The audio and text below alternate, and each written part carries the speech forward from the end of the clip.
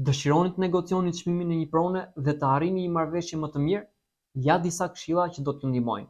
Kërkoni çmimet e pronave të ngjashme dhe bëni një analizë të mirëfillt të pronave në treg, duke kuptuar nëse çmimi i pronës është i arsyeshëm. Nëse prona ka defekte të tipit nevojë për rinovim, probleme në infrastrukturë apo zonë jo shumë e mirë, atëherë përdorini këto si pika të dobta për të negociuar në çmim. 3.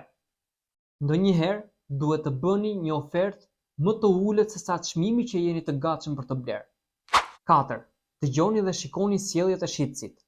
Negociatat nuk janë vetëm për të folur, po edhe për të dëgjuar.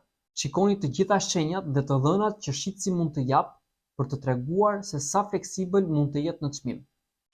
Mos lini asgjë të paqartë dhe të pasigurt për të anashkaluar të gjitha keqkuptimet në të ardhmen.